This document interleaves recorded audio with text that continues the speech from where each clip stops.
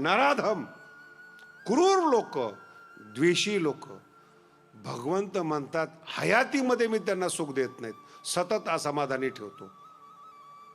भाषा लक्षात येते?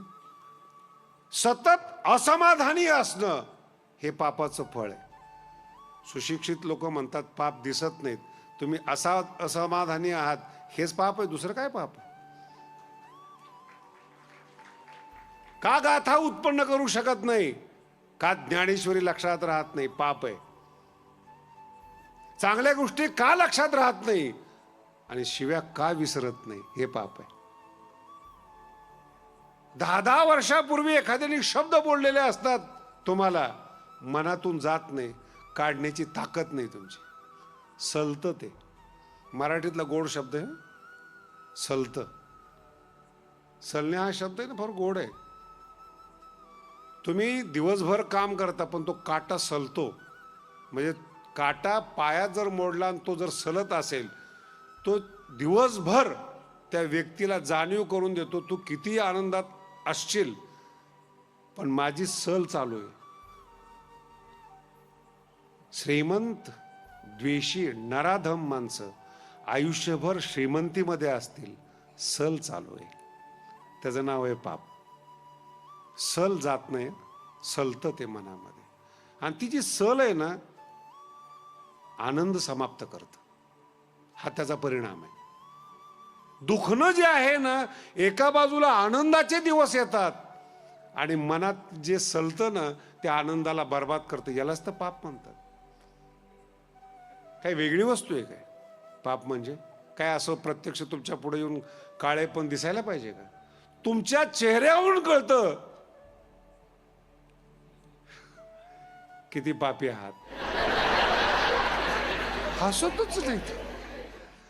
निर्भेळ, माझा शब्द पकडण्याचा प्रयत्न कर. निर्भेळ आनंद हा वेगळा असतो. लहान मुलगा आहे 5 वर्षाचा, रागवला तर तो पूर्ण रागवतो, त्याचा रोम आणि रोम रागवतो.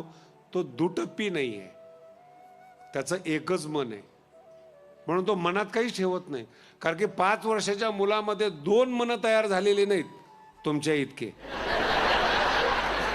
आपलं मनात एक असतं आणि व्यवहार करणारं मन एक असतं, असे 2 मन आहेत.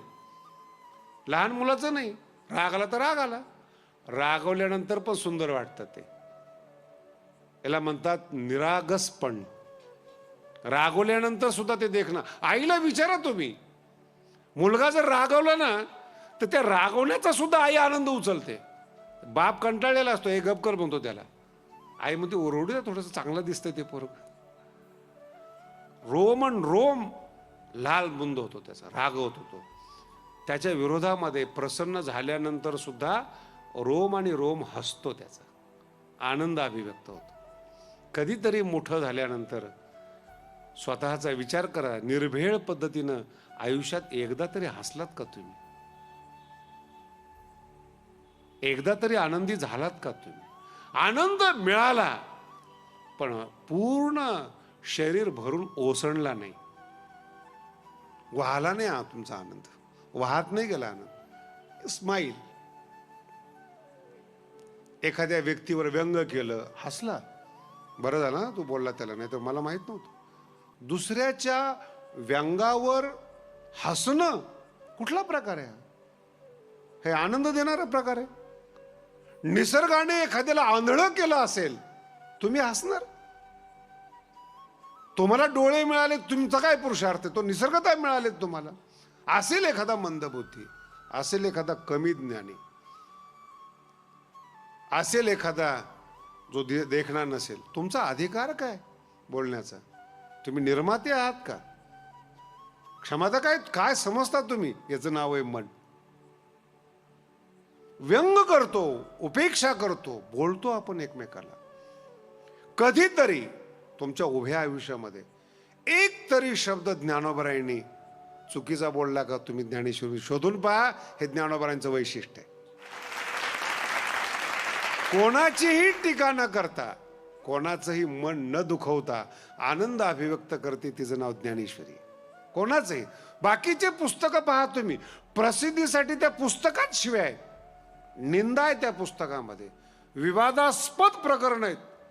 मी एकाला विचारलं हा विवाद का टाकला, म्हणजे त्याच्याशिवाय प्रसिद्धी नाही. काय प्रकार आहे? भांडणं झाल्याशिवाय प्रसिद्धी? ते प्रसिद्धी गोत्यात आणते, निर्भेळ आनंद लपवते. याचं नाव आहे मन. म्हणून ही जे अंतःकरणात दुटप्पी धोरण आहेत, द्वंद्व आहेत, आभासी जीवन आहेत, हे मन तुमचं तुम्हाला समाधानी ठेवत नाही. दुसऱ्याला मिळालं की मन आतून अप्रसन्न राहतं. ओठावर प्रसन्नतेचे शब्द असतात. फार छान झालं बरं का, चांगलं झालं. मन प्रसन्न नाही आतून. शब्द संस्काराने बोलले जातात, सभ्यतेने बोलले जातात. सभ्यता संस्काराचा भाग आहे.